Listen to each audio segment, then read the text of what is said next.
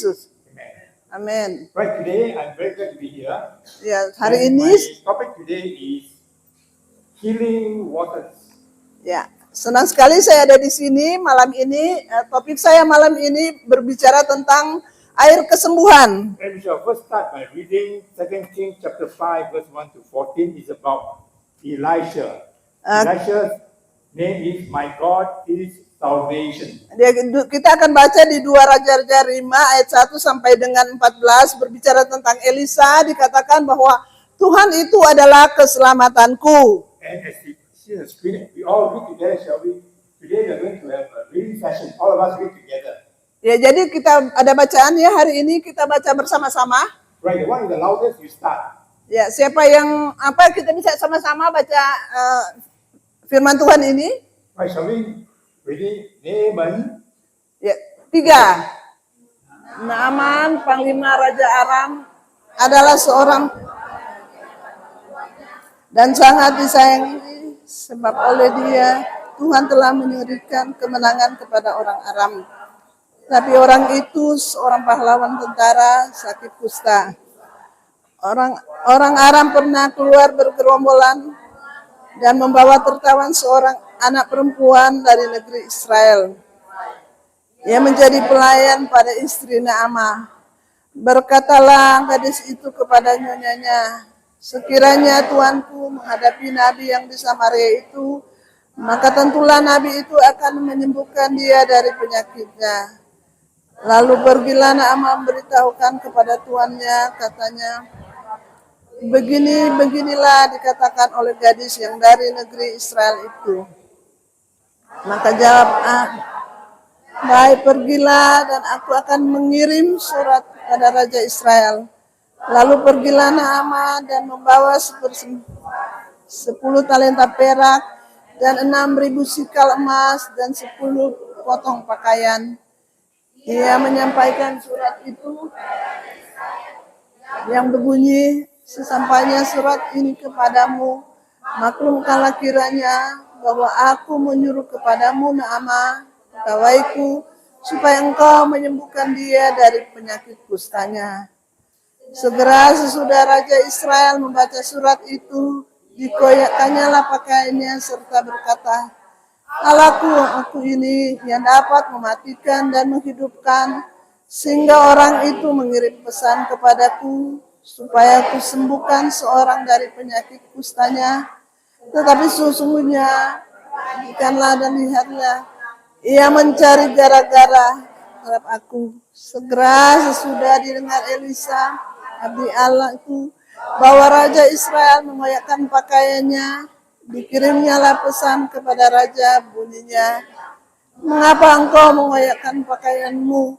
Biarlah ia datang kepadaku, supaya ia tahu bahwa ada seorang nabi di Israel. Kemudian datanglah Naamah dengan kudanya dan keretanya, lalu berhenti di depan pintu rumah Elisa. Padanya mengatakan, pergilah mandi 7 kali dalam sungai Yordan, maka tubuhmu akan pulih kembali sehingga engkau menjadi tahir. Tapi pergilah Naamah dengan gusar sambil berkata, aku sangka bahwa setidaknya ia datang keluar dan berdiri memanggil nama Tuhan Allah. Lalu menggerak-gerakkan tangannya di atas penyakit itu dan dengan demikian menyembuhkan penyakit kustaku. Bukankah Abana dan Parpar sungai Damsik lebih dari segala sungai di Israel? Bukankah aku dapat mandi di sana dan menjadi tahir? Kemudian berpalinglah ia pergi hati. Tetapi pegawai-pegawai serta berkata kepadanya, Bapa, seandainya nabi itu menyuruh perkara yang sukar kepadamu, bukankah Bapa akan melakukannya? Apalagi sekarang ia hanya berkata, mandilah dan engkau akan menjadi tahir. Maka turunlah ia sesuai dengan perkataan abdi Allah itu. Lalu pulihlah tubuhnya kembali seperti tubuh seorang anak dan ia menjadi tahir. I always enjoy reading this particular episode about Naaman. Ya, saudara menikmati cerita tentang Naaman ini? He's a general, he's a very proud man. Ya, ini seorang jenderal yang sangat kuat. He was one of the very successful general. Dia seorang jenderal yang sangat sukses. And he expected to be treated like a dignitary, like a big shot. Ya, jadi dia ingin diperlakukan dengan hormat. Instead, when he went to where Elisha was, Elisha only sent his servants to him. Ya, tapi apa yang terjadi ketika dia datang ke rumah Elisa, Elisa cuma suruh abdinya untuk menemui si jenderal ini. Instead, Elisha said, "Come on, sini. Ya, seharusnya kan dia dihormati, mari masuk. Elisa seharusnya menyambut seperti itu. Elisha tell him, go and wash in the river Jordan." Tapi dia bilang kepada abdinya, bilang sama Naamah itu, kamu pergi dan mandi di Sungai Yordan. Has to deal with his pride first. Sorry. Humble him. Has to humble him. Ya, nah di sini Tuhan mau merendahkan dia. At least he listened to his servant. Dan dia tidak mendengarkan apa perkataan hamba He ini. went and dipped himself in the river Jordan. Went to wash 7 times. One. Ya, dan dia di sana. Ya, dia di sana dia harus membenamkan diri 7 kali. And when he came out, he was 100% healed. Dan ketika dia bangkit ke-7 kali, tubuhnya telah disembuhkan. Wow, there is magic water in Jordan. Wow, ini Sungai Yordan itu sungai yang penuh magic ya. Special water in Jordan. Pastilah Sungai Yordan itu sungai yang luar biasa, sungai yang luar biasa. Answer is no. Jawabannya bukan. God only used the water as an element. Tuhan hanya menggunakan air itu sebagai sebuah elemen, sebuah sarana. When Naaman obeyed, healing takes place. Ya, ketika Naamah ini taat, maka kesembuhan itu terjadi. And not only that, he was healed. God healed his heart. He becomes one of God's sons. Ya, dan dia tidak hanya menyembuhkan secara jasmani, tapi Tuhan juga menyembuhkan dia secara rohani. Dia menjadi anak Allah. This is the only healing of a leper in Old Testament. Ya, ini satu-satunya seorang yang sakit kusta yang disembuhkan di Perjanjian Lama. After that, no lepers were healed that way. Ya, sesudah itu tidak pernah ada lagi orang kusta itu disembuhkan di Perjanjian Lama. Elisha's name is, Sorry. his name is God is salvation. Ya, Elisa katakan Tuhanku adalah keselamatan. So according to God's plan, God one day will become human. Ya, dan akhirnya rencana Tuhan satu kali Tuhan akan menjadi manusia. We celebrate Christmas not many months ago. Kita barusan beberapa bulan lalu kita merayakan Natal. The Son of God who created man Anak Allah yang menciptakan manusia, from dust yang menciptakan manusia dari debu, become human. menjadi manusia. And walk on earth for 30 years. Dia berjalan di atas muka bumi ini selama 30 tahun. His birth was very unique. Dan kelahirannya sangat unik. He is called by Paul the last Adam. Dan Paulus mengatakan dia sebagai Adam yang terakhir. We are descendants of the first Adam. Ya, kita adalah warisan dari Adam yang pertama. And we are lost unless Christ come and die for us. Ya, dan kita terhilang sampai akhirnya Tuhan datang untuk menyelamatkan kita. And Jesus Christ came Dan in the form of a baby. Tuhan Yesus datang berbentuk sebagai seorang bayi. And he was created in the dust of the mother's womb. Dan dia diciptakan di dalam tanah, yaitu di dalam rahim seorang ibu. Look, all of us here, Coba pandang semua yang ada di sekeliling kita. if we actually get ourselves we are burned. Huh? See, when a man dies, Ya, when a man dies in Singapore, maksudnya kalau di Singapura dibakar. Kalau kami di Singapura, Okay, let's say when I die, ya jadi ketika saya mati, our church will have myself burned. ya jadi dihormati. My body will be burned. Ya jadi di Singapura mereka punya tradisi tubuhnya Cremation. di kremasi. You see. And then after cremation, this tall man will become just bottle. Ya, jadi setelah dikremasi tubuh yang besar begini cuma jadi seperti botol yang ada di dalam botol kecil seperti di So botol. he becomes dust. Jadi dikatakan kita menjadi debu. Wow, very poor thing, right? Sounds very poor thing.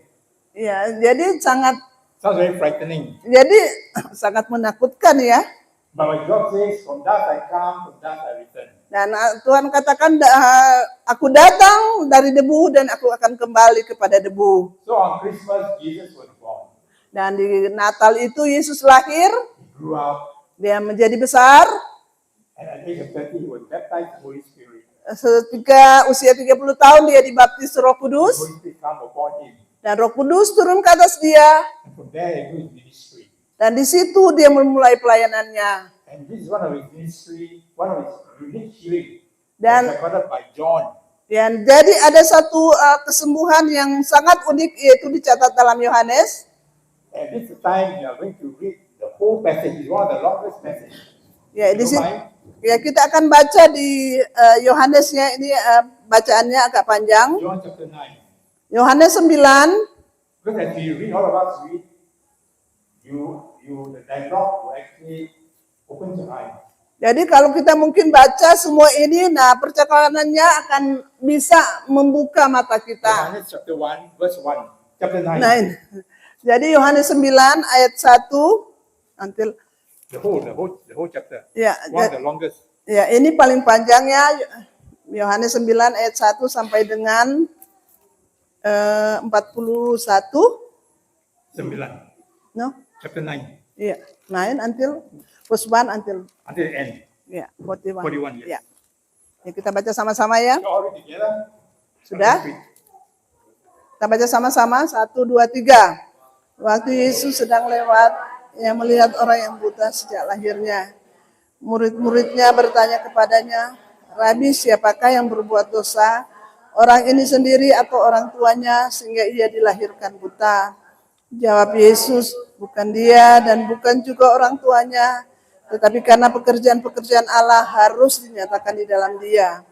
Kita harus mengerjakan pekerjaan dia yang mengutus aku selama masih siang. Datang malam, di mana tidak ada lagi seorang pun yang. Selama aku di dalam dunia, akulah terang dunia." Setelah ia mengatakan semuanya itu, ia meludah ke tanah dan mengaduk ludahnya itu dengan tanah, lalu mengoleskannya pada mata orang buta tadi. Dan berkata kepadanya, "Pergilah, basuhlah dirimu dalam kolam Siloam." Siloam artinya yang diutus. Maka pergilah orang itu, membasuh dirinya, lalu kembali dengan mata sudah melek. Tetapi tetangga-tetangganya dan yang dahulu mengenal dia sebagai pengemis berkata, "Bukankah dia ini yang selalu mengemis?" Ada yang berkata, "Benar, dialah ini." Ada pula yang berkata, "Bukan, tapi ia serupa dengan dia." Orang itu sendiri berkata, "Benar, akulah itu." Kata mereka, enggak dapat ya. Good, huh? Ya, terus jawab orang yang disebut Yesus itu mengaduk tanah, mengoleskannya pada mataku. Basuhlah dirimu, lalu dan setelah aku membasuh diriku, aku dapat melihat. Lalu mereka berkata kepadanya, "Di manakah dia?" Jawabnya, "Aku tidak tahu." Lalu mereka membawa orang yang tadinya buta itu kepada orang-orang Farisi. Adapun hari waktu Yesus mengangkat tanah dan memberikan mata orang itu adalah hari Sabat. Karena itu orang-orang Farisi pun bertanya kepadanya, "Bagaimana matanya menjadi melek?" Jawabnya, ia mengoleskan aduk. Lalu aku membasuh diriku dan sekarang aku dapat melihat. Maka kata sebagian orang ini tidak datang dari Allah sebab ia tidak melihara hari Sabat. Sebagian pula berkata, bagaimanakah seseorang berbuat yang demikian? Maka timbullah pertanyaan di antara mereka. Lalu kata mereka pula kepada orang buta itu, dan engkau, apakah katamu tentang dia? Karena ia telah memelekkan matamu. Jawabnya, ia adalah seorang nabi. Tetapi orang-orang Yahudi itu tidak percaya bahwa mereka, sampai mereka memanggil orang tuanya dan bertanya kepada mereka, inikah anakmu yang kamu katakan bahwa ia lahir buta? Kalau begitu bagaimanakah ia sekarang dapat melihat? Jawab orang tua itu, yang kami tahu ialah bahwa ia ini anak kami dan bahwa ia lahir buta. Tapi bagaimana ia sekarang dapat melihat? Kami tidak tahu, dan siapa yang memelekkan matanya kami tidak tahu juga. Tanyakanlah kepadanya sendiri, ia sudah dewasa, ia dapat berkata-kata untuk dirinya sendiri. Orang tuanya berkata demikian karena mereka takut kepada orang-orang Yahudi, sebab orang-orang Yahudi itu telah sepakat bahwa setiap orang yang mengaku dia sebagai nasihat akan dikucilkan. Itulah sebabnya maka orang tuanya berkata, ia telah dewasa dan tanyakanlah kepadanya sendiri. Dan berkata kepadanya, katakanlah kebenaran di dalam hadapan Allah. Kami tahu bahwa engkau itu orang yang berdosa. Jawabnya, apakah orang itu orang berdosa? Aku tidak tahu. Tapi satu hal aku tahu, yaitu bahwa aku tadinya buta dan sekarang dapat melihat. Kata mereka kepadanya, apakah yang diperbuatnya padamu? Bagaimanakah ia membelekkan matamu? Jawabnya, telah kukatakan kepadamu dan mengapa kamu hendak mendengarkannya lagi? Barangkali kamu juga muridnya. Sambil mengejek mereka berkata kepadanya, engkau murid orang itu, tetapi kami murid-murid Musa. Kami tahu bahwa Allah telah berfirman kepada Musa, tetapi tentang dia itu kami tidak tahu dari mana ia datang. Jawab orang itu kepada mereka, andai juga bahwa kamu tidak tahu dari mana ia datang, sedangkan ia telah memelekkan mataku.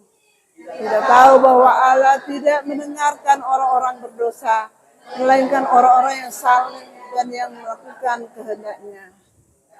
Dari dahulu sampai sekarang tidak pernah terdengar bahwa ada orang yang memelekkan mata orang yang lahir buta.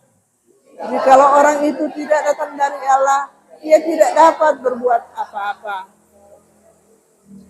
Jawab mereka, engkau ini lahir sama sekali dalam dosa, dan engkau hendak mengajar kami? Lalu mereka mengusir dia keluar. Yesus mendengar bahwa ia telah diusir keluar oleh mereka. Kemudian ia bertemu dengan dia dan berkata, percayakah engkau kepada Anak Manusia? Jawabnya, siapakah dia Tuhan supaya aku percaya kepadanya? Kata Yesus kepadanya, engkau bukan saja melihat dia, tapi dia yang sedang berkata-kata dengan engkau, dialah itu. Katanya, aku percaya Tuhan. Lalu ia sujud menyembahnya. Kata Yesus, aku datang ke dalam dunia supaya barang siapa yang tidak melihat dapat melihat, dan supaya barang siapa yang dapat melihat menjadi buta. Kata-kata itu didengar oleh beberapa orang Farisi yang berada di situ, dan mereka berkata kepadanya, apakah itu berarti kami juga buta? Jawab Yesus kepada mereka, sekiranya kami buta, kamu tidak bersalah. Tapi karena kamu berkata kami melihat, maka tetaplah dosamu. Thank you for reading. Makasih buat bacaannya. Initially, as you look at it, why did Jesus spit on the floor, spit, and then make sand, make mud out of the sand? Ya, saudara, kalau kita melihat mengapa apa sebenarnya yang terjadi ketika Tuhan Yesus harus buang ludah ke tanah dan kemudian ludah itu dia buat sampai ludah itu menjadi seperti lembut, menjadi seperti lumpur tanah. I believe that he probably has only eye socket. That means he has no eyeball. Tak ada mata. Oh ya, mungkin orang buta ini ketika dia lahir dia mungkin tidak ada mata. This one tak ada mata. Ya, orang ini tidak ada That's why mata. Jesus make sand, clay, and put inside the home. Nah, itulah sebabnya kenapa Tuhan Yesus ambil tanah itu dan memberikan tanah itu di lubang mata ini yang tidak ada mata waktu As itu. to go to the pool of water, Shiloh, and wash. Dan kemudian Tuhan menyuruh dia pergi ke kolam Siloam dan basuh wajahmu di sana. I believe people help you to go to Shiloh. Cepat. Saya percaya seperti itu, orang membawa dia lari, ayo ke kolam Siloam. As he walk, he begins to drink. Yes. Ya, dan mungkin ketika dia sedang berjalan, dia bilang yes, ya. So he said, oh Lord, are you going to do a miracle like what you did when you create Adam from dust? Ya, dia mungkin berpikir, wah, bukankah Tuhan buat mujizat ketika Tuhan menciptakan Adam dan Hawa itu dari tanah. Nah, di sini kita ada di kolam air. So probably instead of washing, he put his head in. Mungkin seperti tadi ya, ketika dia dia tidak mengambil begini anak tangan kemudian mencuci muka, tapi langsung mencelupkan kepalanya di air. Come on. Dan dia bangun dan I can see your line.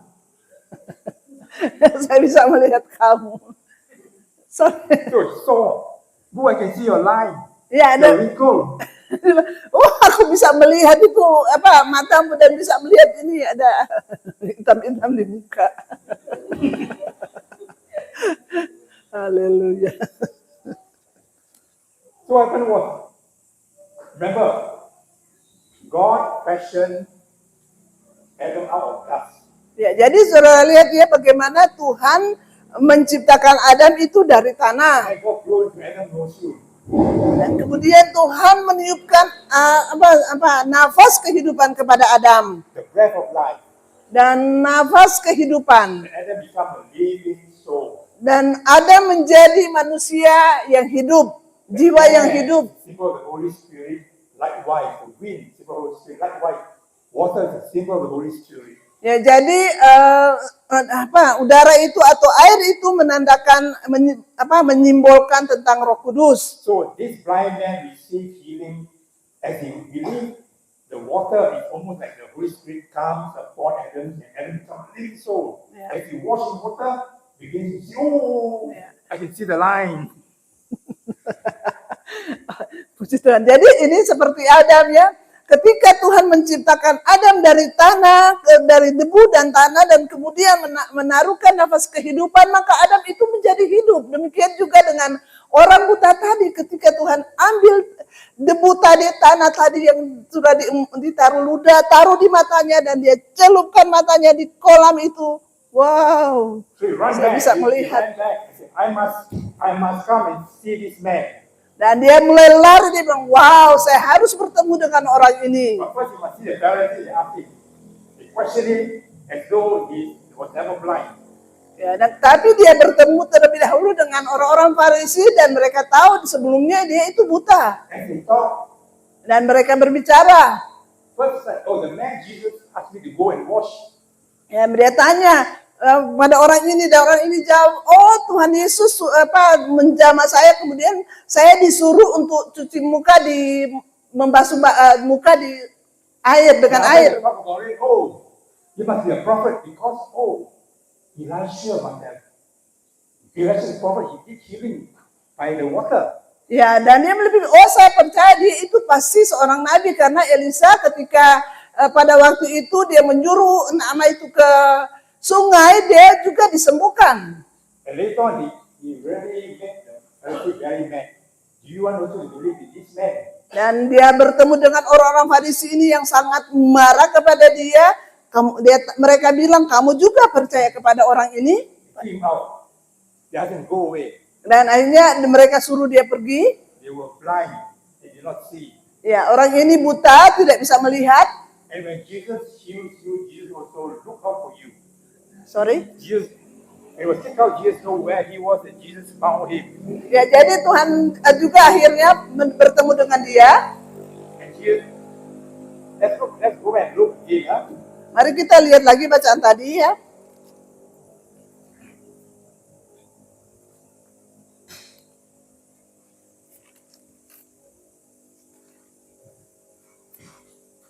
And Jesus heard that he had been cast out. And when he found him, he said to him, do you believe in the Son of God? Verse 35. Ya, ayat 35 dikatakan ya.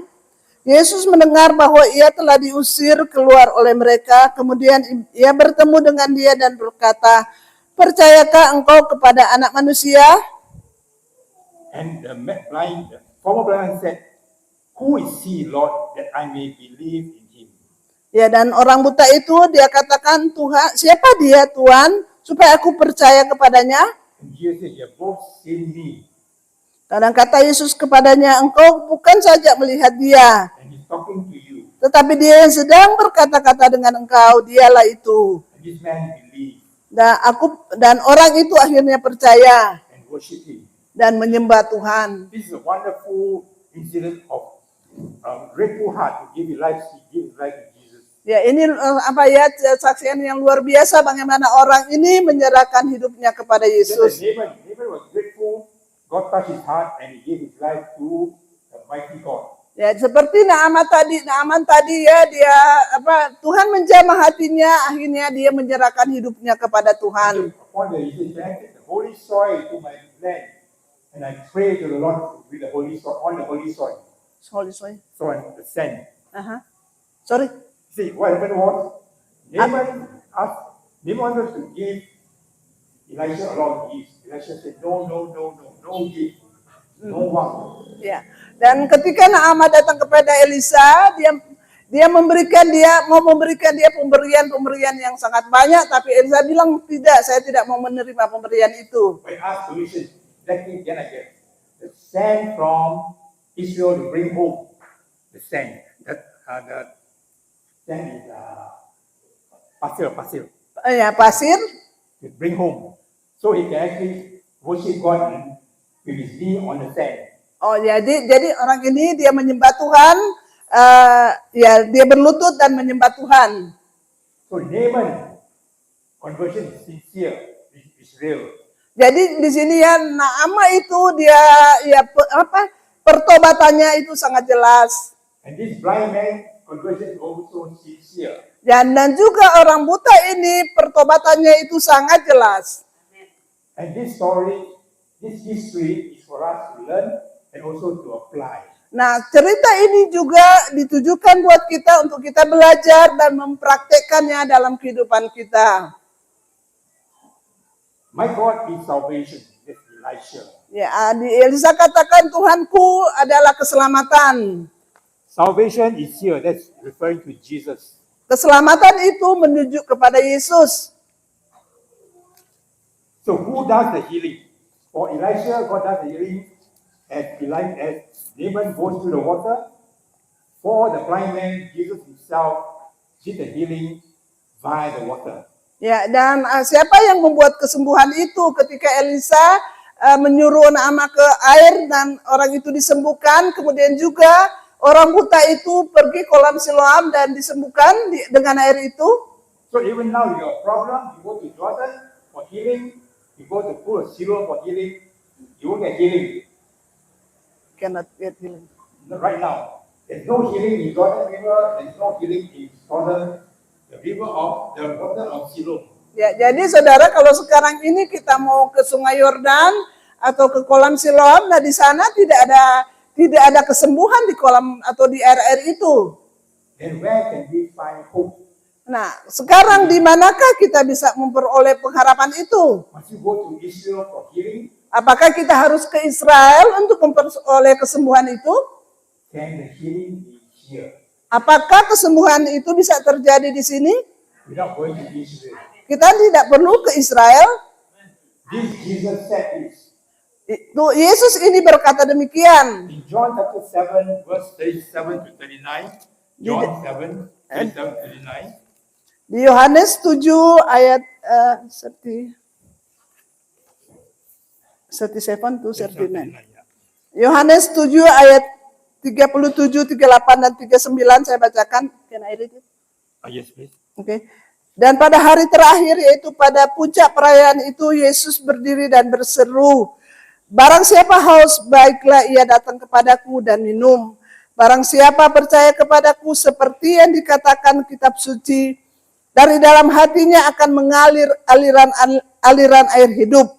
Yang dimaksudkannya ialah roh yang akan diterima oleh mereka yang percaya kepadanya, sebab roh itu belum datang karena Yesus belum dimuliakan." Right. You have this river or living water in your heart, Nah, kalau saudara punya air kehidupan di dalam hati saudara, He will give you power. nah Tuhan akan memberikan kita kuasa. And it's only possible after Jesus was glorified. Ya, ini hanya terjadi ketika Tuhan Yesus dimuliakan. And the living water lives in you. Ketika air kehidupan itu ada di dalam saudara. If you walk in obedience, the living water from you will flow. Ketika kita berjalan di dalam ketaatan, maka air kehidupan itu akan mengalir keluar dari kehidupan kita. And bring healing. Dan akan membawa kesembuhan. And Jesus says that you are a temple of God. Dan Tuhan katakan engkau adalah bait kudusnya Allah. Paul said that you are a temple of God and the Holy Spirit lives in you. Paulus katakan engkau adalah bait Allah dan Roh Kudus tinggal di dalam engkau. So you're a temple of God and you're bought with a price. God purchased you. Sorry. Right. Let's look at 1 Corinthians chapter 6. 1 Corinthians 6, 19 to 20. 1 Korintus 6.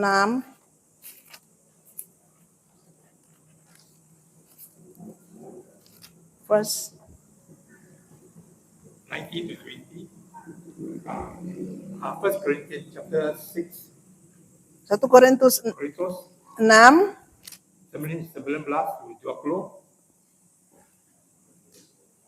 ayat 19-20. Dah? Or do you not know that your body is the temple of the Holy Spirit who is in you? Atau tidak tahukah kamu bahwa tubuhmu adalah bait Roh Kudus yang diam di dalam kamu? Karen. Roh Kudus yang kamu peroleh dari Allah, dan bahwa kamu bukan milik kamu sendiri, sebab kamu telah dibeli dan harganya telah lunas dibayar. Karena itu muliakan Allah dengan tubuhmu. Right.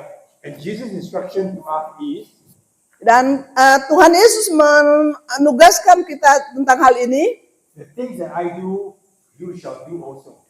Apa yang aku lakukan, engkau juga harus dapat lakukan. You are the temple of the living God. Engkau adalah rumah bait Allah. And God has a purpose for all of you. Dan Tuhan itu punya rencana dari kita semua di tempat ini. Through you, you bring blessing to your home, Melalui saudara-saudara akan menjadi berkat di rumah saudara, your spouse, your children, kepada pasangan saudara, kepada anak-anak kita, kepada orang tua kita, and your neighbor. dan tetangga kita. Because God wants you to be salt and light in this area. Karena Tuhan menginginkan saudara menjadi garam dan terang di daerah ini. And out of you flow rivers of living water. Dan keluar dari dalam hidup saudara akan muncul air kehidupan. And this living water, wherever it goes, it brings life. Amin. Dan kemanapun saudara pergi, maka air kehidupan itu akan mengalir dan membawa kehidupan. And not just that, Dan tidak hanya itu, it gives you joy. Dia juga akan berikan kita sukacita. It makes you strong. Dia akan menguatkan kita. And it leads and guides you. Dan dia akan menuntun dan membimbing kita. I'm so glad that last time when we came, I can't remember when, it was a smaller place, but now it's big. Ya, saya sudah lupa ya kapan saya pernah datang ke sini, tapi dulu Kami datang gereja ini masih kecil di bawah, tapi puji Tuhan sekarang sudah besar. And God wants you to be a source whereby when people come, they come for salvation, they come for healing. Nah, dan saudara, Tuhan menginginkan saudara menjadi berkat ketika orang datang, mereka mendapat kesembuhan, mereka diselamatkan. And also He wants you to be overflow with the Holy Spirit. Dan Tuhan menginginkan kita agar kita mengalir keluar dengan Roh Kudus itu mengalir keluar dari kehidupan kita. After Pentecost, Sesudah hari Pentakosta, the Holy Spirit empowers the disciples to do His work everywhere. dan Roh Kudus menguasai, menaruhkan kuasa kepada murid-muridnya untuk bersaksi kemana-mana. Peter and John went to the same temple that they went to with Jesus for the past 2 years.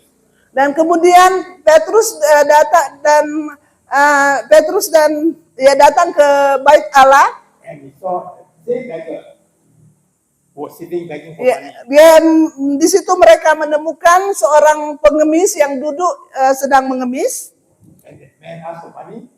Orang ini minta uang. Peter said, "Silver and gold I do not have, Paulus katakan, emas dan perak aku tidak punya, but what I have I give to you. tapi apa yang aku punya aku berikan kepada engkau. In the name of Jesus Christ, Dalam nama Yesus, rise and walk." bangkit dan berjalan. Do you believe you can do that too? Saudara percaya saudara bisa melakukan hal ini? Because the Holy Spirit dwells in you. Karena Roh Kudus tinggal di dalam hati saudara. When I was a young Christian, I always loved to see people pray and then see miracles take place. Ya, saya senang sekali lihat ya anak-anak kecil berdoa, ketika mereka berdoa, mendoakan orang dan mujizat terjadi. I always loved to be able to do it. Dan saya juga rindu sekali untuk melakukan hal yang sama. All of us have the same desire. All of us want to do the same. Dan saya percaya kita semua ingin melakukan hal yang sama. I'm a very late starter. I do my ministry much later in life. Ya, saya banyak kali melakukan pelayanan dalam kehidupan saya. I was working in a bank. He was working in an engineering company. I was in a bank. Ya, sebelumnya saya bekerja di sebuah bank, memimpin sebuah perusahaan. But there's a desire to do God's will. Tapi di situ saya sangat rindu untuk melakukan pekerjaan Tuhan. In 2004, I went to Myanmar. Dan pada waktu itu saya pergi ke Myanmar. There we preached reasonably good message. Dan kami berkhotbah, menyampaikan kabar baik. But you feel there's no power. No power. Tapi pada waktu itu sepertinya tidak ada kuasa. So one day I tell myself, I won't go.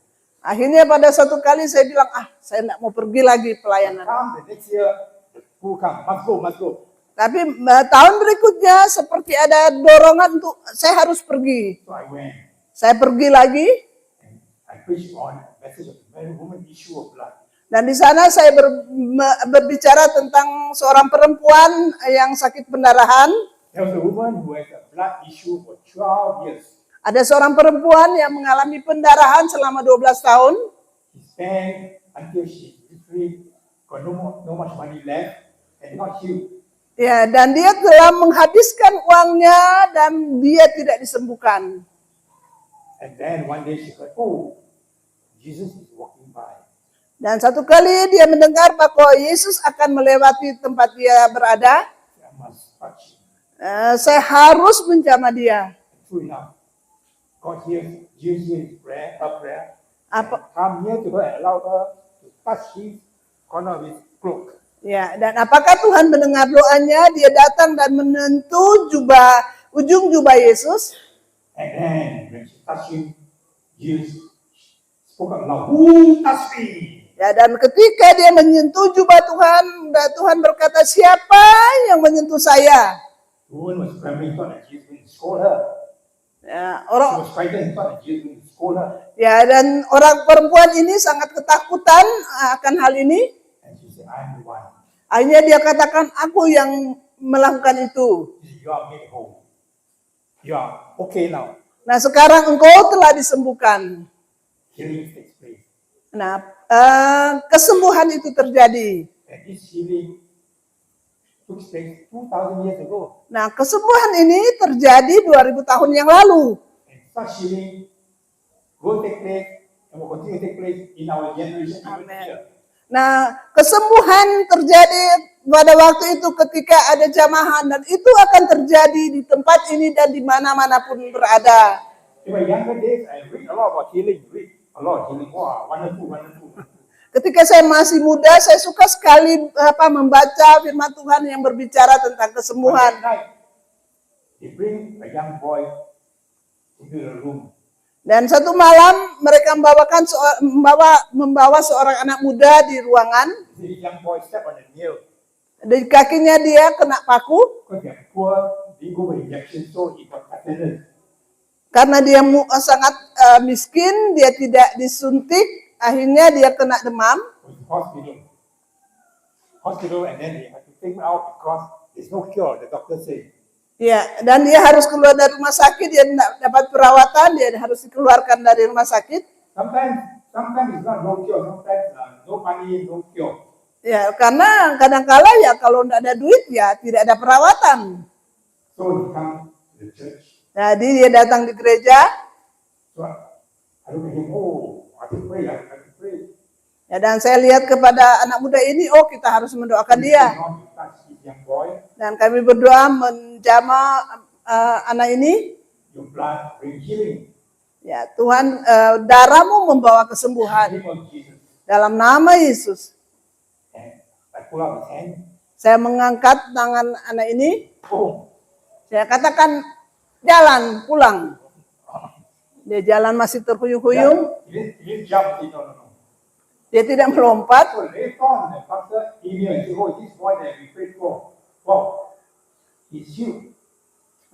Jadi akhirnya kemudian pendeta katakan kepada kami, oh anak yang kamu doakan itu sekarang dia sudah sembuh. So then, faith build up. Faith Nah, iman, build up, grow. ya. Jadi iman itu akan bertumbuh pelan-pelan. Then I met the pastor who said, going to Laos. He said, can I go with you? So I went to Laos, whole year 2009. Ya, dan kemudian saya ke Laos ke 2009. So we went to a place called Atapal. There we preach a message, then we pray for the sick. Dan kami pergi ke sebuah tempat dan kami mendoakan orang-orang sakit. And then we preached for a few. One of them also he has a blood problem. Man with blood problem. Blood comes out from here as he walks. His kaki ada merah. Jadi kami mendoakan ada salah seorang yang sakit pada waktu itu, dia punya masalah dengan pendarahan di mana tangannya dan kakinya itu suka keluar darah. And then we pray for him. Dan kami mendoakan dia. One year later, the pastor, when he said, oh, this man, when we pray for him, he went back home, bagus, healed. Ya, dan kemudian ketika kami selesai mendoakan dia pulang ke rumah, dia disembuhkan. So, it's wonderful. Ya, Faith build up. Faith build up. ya, jadi luar biasa di mana iman itu bertumbuh. Then another time we went to Myanmar. Kemudian kami ke Myanmar.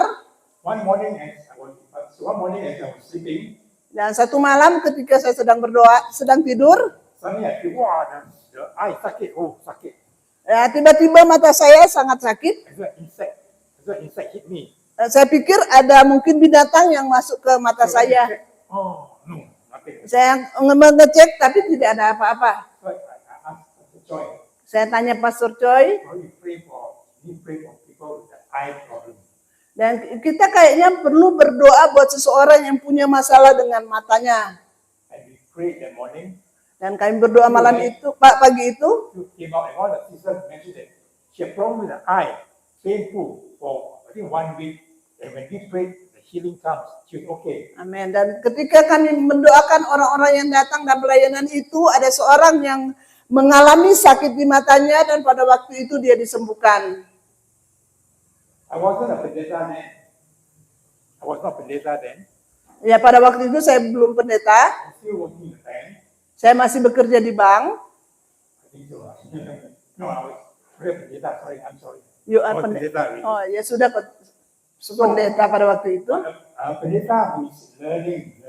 Ya, tapi pendeta yang pada waktu itu masih sementara belajar.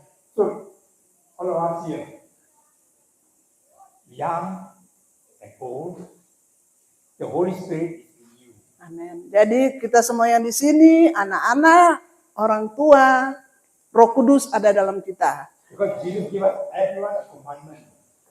Dan karena semua orang diberikan perintah. Before he went up to heaven to pray for us, Dan sebelum dia naik ke surga, dia berdoa. he mentioned that in Mark chapter 16. Kita lihat di dalam Markus 16. This is the last passage we shall read. Ini ayat terakhir yang akan kita baca.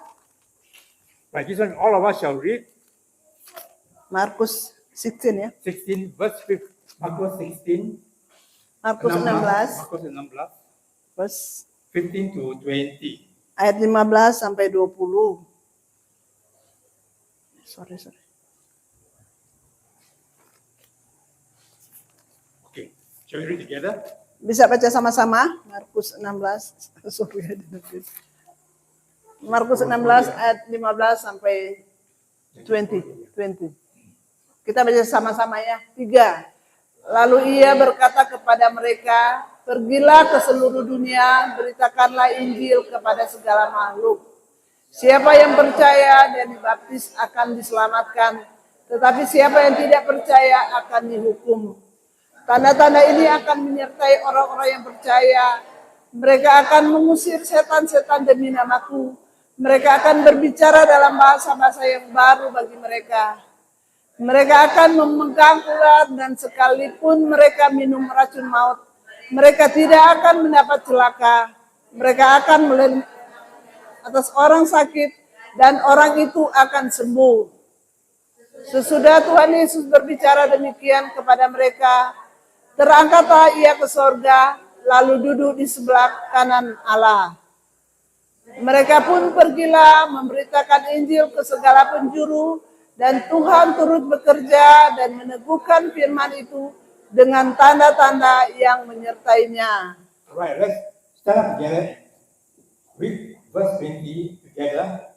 Mari kita bangkit berdiri sama-sama dan baca ayat 20 bersama-sama. Instead of mereka, say saya or Anda. Jadi mereka kita sebut diri kita sendiri. Kita sebut nama kita sendiri. 1, 2, 3. Medi pun pergilah memberitakan Injil ke segala penjuru, dan Tuhan turut bekerja dan meneguhkan firman itu dengan tanda-tanda yang menyertai Medi. Amin. Puji Tuhan. Let's sing a song, Mengalirlah Roh Kudus. Mari kita angkat pujian yang worship leader bisa Please come forward. naik ke atas.